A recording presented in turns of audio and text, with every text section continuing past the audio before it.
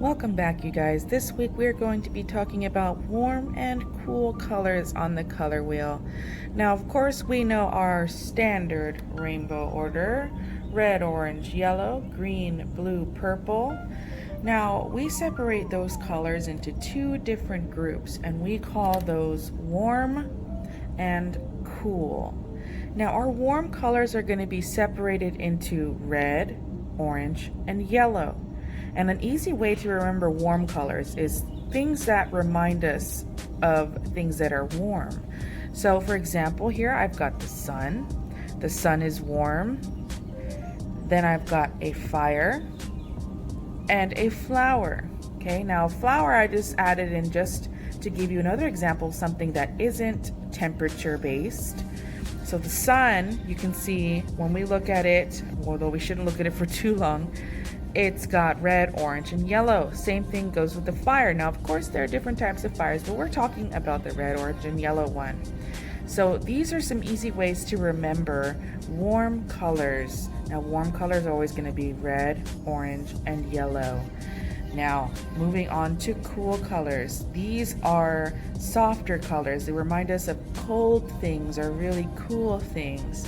So the cool colors are the second half of the rainbow, which is green, blue, and purple. Now, some examples of some cool colors or some things that remind us of cool colors could be nighttime. The night sky is a dark, dark blue. And sometimes when we look at the stars and the moon, it kind of looks a little bit blue. Next, I've got, this little Fortnite piñata. I thought it would be fun to put that in there, but I noticed that he was also cool colors, which is purple, and there's blue, and there's a little bit of like greenish in there. And then lastly, I thought I would put in an ice cube. Now, we know that ice cubes are actually clear, but anytime that we see drawings of water or ice, they're typically drawn in a blue or purple color. So those are some really easy ways to remember cool colors, which is green, blue, and purple. So what we are working on today is we're going to be making a landscape. Now, what a landscape is a drawing of nature. Okay, and I'll show you what that means here at the end of the video. We'll go ahead and learn that. So I'm going to go ahead and move this to the side. Now, for our landscape, there are two different ways that we can draw a landscape. Now, most artists, when they draw a landscape, is they turn it to the side. Okay, so when we turn a paper to the side like this, we call this landscape. And the reason why we call it landscape is if you're ever looking out onto a field and you see it's very wide, that's what we call a landscape. So everything that we see, the hills or the trees or the sun on the horizon, that is a landscape. And so the reason why artists turn their paper to the side is to fit all that landscape on there. So maybe I wanted to draw some hills down here at the bottom, maybe some trees, the sun, or maybe there's an ocean in the background. This is a landscape. Okay, now if we turn our paper this way, this is called a portrait.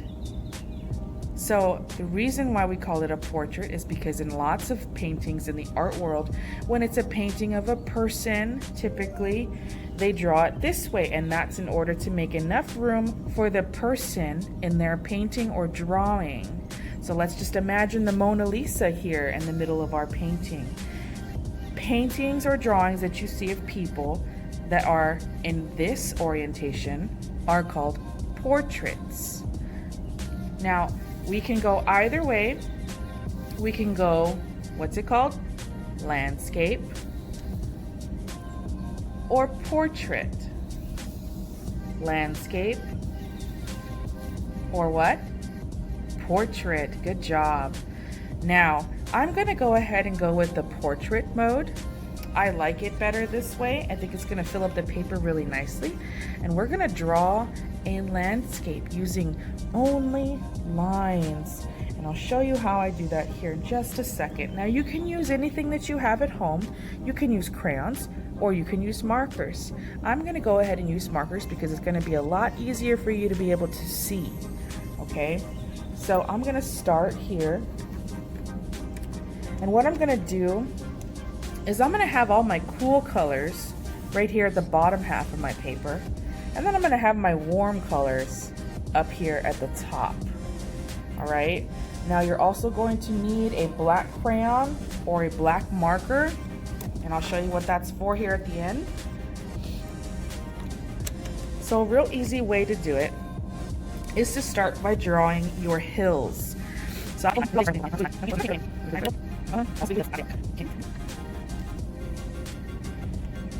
now once I draw all of my hills, I'm going to go ahead and start filling these in with lines.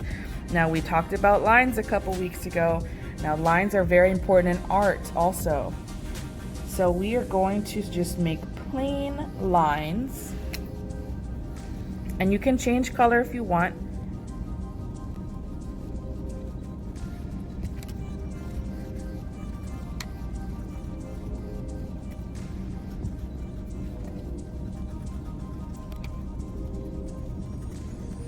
So now I made my hills and I've got all my lines done. Now I changed color every which way. It doesn't matter which color you put in your hills as long as they are cool colors, but it doesn't have to be in any specific.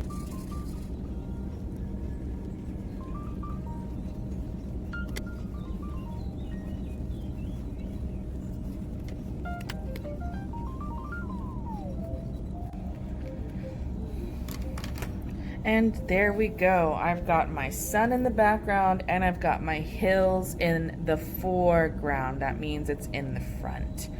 So the last step that we're going to do, you're going to need a black crayon or a black marker or color pencil for this, is I'm going to add some trees to my hills.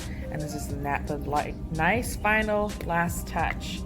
So I'm going to do some really easy trees. This is a really easy way to do this.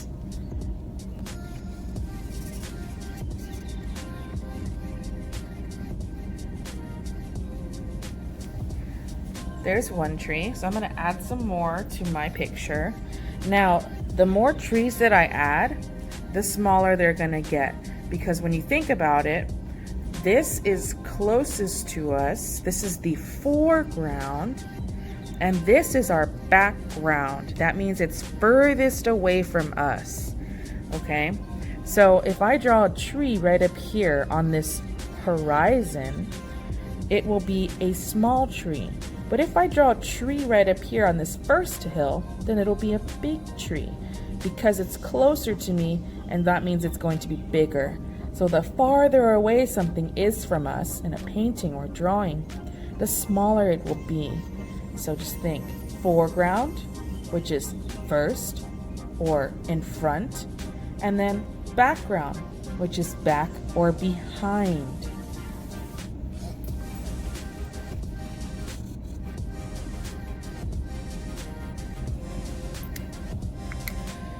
And there you go. Now you can add more trees if you want to. You can add some birds flying in the background if you want.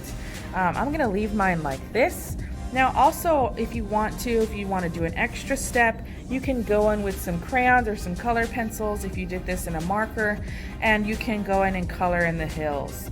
So like here, I have got my blue hill, then maybe I want to color it in blue, so on and so forth. So if you want to do that, you are welcome to. You don't have to. But this is what your final project will look like. So today we learned about warm and cool colors.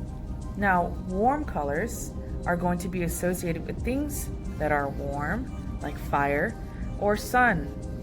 And cool colors, which are green, blue, and purple, are going to remind us of things that are cooler, like the night sky, or maybe ice. So those are some things to think about when you see the rainbow. Groups of colors that are warm and cool. A really cool way would be to see if you can see warm and cool colors in everyday life, because I promise you they are everywhere in nature, at school, at home. Can't wait to see what you guys create with this using our warm and cool colors. I'm very excited to be here, very excited to see your artwork, and I hope you have a wonderful, wonderful day. Goodbye.